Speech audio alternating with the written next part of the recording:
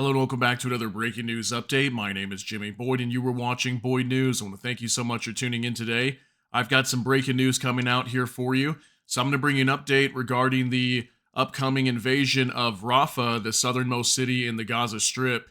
So we've got word today that the Palestinians have been ordered by the IDF to evacuate eastern Gaza. So the Rafah assault is coming very soon. We've been talking about this and covering this over the last few weeks. And also the last few months because this thing's just been dragging on. But more recently, there's been lots of updates, so we've been talking about this. So the Palestinians have been ordered to evacuate in eastern Gaza. Okay, this affects about 100,000 people that are ordered to evacuate. We have no idea where they're going to, but they're asking them to evacuate. As far as I know, most of northern Gaza is just destroyed. There's lots of famine going on over there. I just reported that. And a lot of the aid trucks are not even coming in anymore. I think they just got shut down again. They were coming through one of the crossings. I forget the name of it. But it got shut down again due to like rocket fire that was happening in that area. So it looks like a lot of the aid is starting to get cut off again. And now this war is about to begin in Rafah. And as far as I know, the IDF also started dropping leaflets inside of Rafah to order people to evacuate. That's how they found out about this news.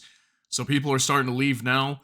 And again, we don't know exactly where they're going, but they are being ordered to evacuate and get out of the area. Now, the concerns here are that many people may choose not to leave. And the IDF is warning them that if they choose not to leave, that they could be in danger. Their families could be put at risk here because this war is going to intensify down here and it's going to get nasty really quick. I'm sure Hamas has been planting, booby traps, mines, whatever. I'm sure they've been preparing for this. They've had a lot of time to prepare, actually. So it's going to get pretty bad down here once the war starts kicking off. And unfortunately, there's going to be a lot of people that are going to be killed if they choose not to leave. So let's go ahead and get right into this and start talking about it. I've got a report here on AP. So it says Israeli army tells Palestinians to evacuate parts of Gaza's Rafah before an expected assault. The Israeli army ordered about 100,000 Palestinians on Monday to begin evacuating from the southern city of Rafah in Gaza, signaling that a long-promised ground invasion there could be imminent and further complicating efforts to broker a ceasefire. Israel's closest allies, including the United States, have repeatedly said that Israel shouldn't attack Rafah. The looming operation has raised global alarm over the fate of around 1.4 million Palestinians sheltering there. Aid agencies have warned that an offensive will worsen Gaza's humanitarian catastrophe and bring a surge of more civilian deaths in an Israeli campaign that in nearly 7 months has killed 34,000 people and devastated their territory. U.S. President Joe Biden spoke Monday with Israeli Prime Minister Benjamin Netanyahu and reiterated U.S. concerns about an invasion of Rafah. Biden said that a ceasefire with Hamas is the best way to protect the lives of Israeli hostages held in Gaza, a National Security Council spokesperson said on condition of anonymity to discuss the call before an official White House statement was released. So let's talk about this ceasefire deal real quick. As far as I know, the latest update that I heard with that was that there's still, again, no compromise here, okay? Neither side is willing to give in to each other's demands. Israel wants to invade Rafah. They've said many times that regardless of what happens here, even if there is a ceasefire deal, they will go into Rafah and eliminate Hamas. So Hamas wants a complete ceasefire of the Gaza Strip and a full withdrawal of all IDF troops. But we know that's not going to happen, according to Benjamin Netanyahu. They've already moved all their equipment, all their tanks and bulldozers and everything over to close to the Gaza Strip. So they're going to be going in regardless, and it doesn't look like there's going to be any kind of a ceasefire deal. It could happen last second. Yes, it could, but as of right now, I'm just giving you the latest. It doesn't look like it's going to happen. Okay, so Hamas and key mediator Qatar said that invading Rafah will derail efforts by international mediators to broker a ceasefire. Days earlier, Hamas had been discussing a U.S.-backed proposal that reportedly raised the possibility of an end to the war and a pullout of Israeli troops in return for the release of all hostages held by the group.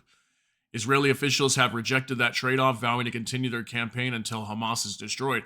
So see, even their Hamas is saying, we'll just release all the hostages if we'll call for an end to the war. and a complete ceasefire withdrawal from the Gaza Strip. See, Israel doesn't want that, okay? They haven't wanted that from the very beginning. That's the whole reason why they went to Gaza, from my understanding, is was to eliminate Hamas, okay? Because Netanyahu, I've reported this many times, he's come out and said that there is no victory until Hamas is eliminated. They want total victory, not partial victory. And he would compare this a lot to the war, World War II, with the Nazis and Germany, where if they left a portion of the Nazi Party, it would just regrow and become a thing again. And the Nazi Party had to be completely destroyed and dismantled in order to bring about peace. And he was comparing the two and saying that's the way he sees this war. He needs to eliminate Hamas, just as the Nazi Party had supposedly been eliminated, right? So Netanyahu said Monday that seizing Rafah, which Israel says in the last significant Hamas stronghold in Gaza, was vital to ensuring the militants can't rebuild their military capabilities and repeat the October 7th attack on Israel that triggered the war. So just like I mentioned right there. So Lieutenant Colonel Nadav Shoshani, an army spokesman, said about 100,000 people were being ordered to move from parts of Rafah to a nearby Israel-declared humanitarian zone called Mawasi. Okay, so it looks like this is where they're going, to Mawasi, makeshift camp on the coast. He said that Israel had expanded the size of the zone and that it included tents, food, water, and field hospitals. Okay, so we got an update there. Looks like they actually did create these tents that they were talking about. They were talking about building like 40,000 tents that were going to house like 10 people per tent or something like that, 10 or 12 individuals per tent. And they were going to have food, water, and hospitals there for people. So it looks like they're starting to do that, and they're putting them on the coastline. Wasn't immediately clear, however, if that material was already in place to accommodate new arrivals. Okay, so it says here they're not sure if that's ready yet. So around 450,000 displaced Palestinians already are sheltering in Mawasi. The UN Agency for Palestinian Refugees, known as UNRWA, said that it has been providing them with aid, but conditions are squalid.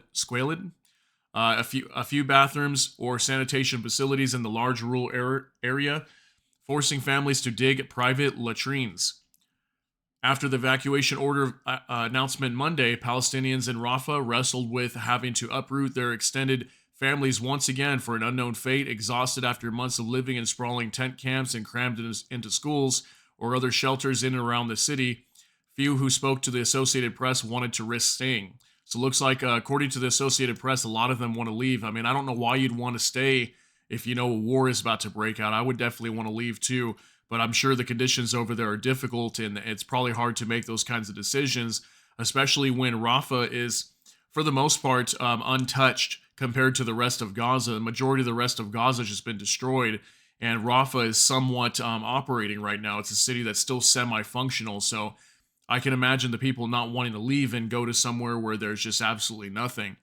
So Mohammed Jindia, I think it is, he said that at the beginning of the war, he had tried to hold out in his home in northern Gaza after Israel ordered an evacuation there in October. He ended up suffering through heavy bombardment before fleeing into Rafah. He's complying with the order this time, but was unsure now whether to move to Mawasi or another town in central Gaza. We are 12 families and we don't know where to go. There is no safe area in Gaza, he said. Sahar Abu Nahel, who fled to Rafah with 20 family members, including her children and grandchildren, wiped tears from her cheeks, despairing at a new move. I have no money or anything. I am seriously tired, as are the children. She said, maybe it's more honorable for us to die. We are being humiliated. Israeli military leaflets were dropped with maps detailing a number of eastern neighborhoods of Rafah to evacuate, warning that an attack was imminent and anyone who stays puts themselves and their family members in danger. Text messages and radio broadcasts repeated the message. So they are letting them know that if they choose to stay, they are in danger. So we will provide aid to people, whoever they choose to be, he told the AP. The UN says that an attack on Rafah could disrupt the distribution of aid, keeping Palestinians alive across Gaza. The Rafah crossing into Egypt, main entry point for aid to Gaza, lies in the evacuation zone. The crossing remained open Monday after the Israeli order. Jan Egeland, Secretary General of the Norwegian Refugee Council, condemned the forced unlawful evacuation order and the idea that people should go to Mawasi. The area is already overstretched and devoid of vital services, Eglin said. He said that an Israeli assault could lead to the deadliest phase of this war. Okay, so there's obviously more information here. I'm not going to read the whole thing. Just wanted to give you the portion of it that discusses this whole evacuation here and the struggles that people are going to be going through while they start to evacuate. So, yeah, I mean, let me know what you think about this. This is definitely going to get crazy down here very soon. And I'm thinking probably within the next couple weeks, we could be seeing some sort of invasion. I know the Israelis have been talking about this and saying it's coming very soon. So, yeah, probably in the next couple weeks, I would think. And right now, they got to get most people out, at least give people the opportunity to leave. But I'm sure there's going to be probably hundreds of thousands of people that will continue to stay there, even though they know war is about to break out. And like I said, there's going to be a lot of innocent people in the way. There's going to be a lot of people that are going to get killed during this. And it's going to be even worse than what we've seen throughout the Gaza Strip, because a good majority of people that were living throughout the whole strip are down in Rafah right now. So even if just 500,000 choose to stay, okay, we could be seeing tens of thousands more deaths here over the next few days, or the next few weeks, excuse me, once this Rafah invasion proceeds. So share your thoughts and concerns down in the comment section. That's going to be it for this update. If you got something out of this update, please smash that like button. And also, if you enjoy my content, please consider subscribing down below. Hit the notification bell. That way YouTube can notify you. And with that, I hope you all have a great day. Everybody take care and God bless. And we'll see you in the next one.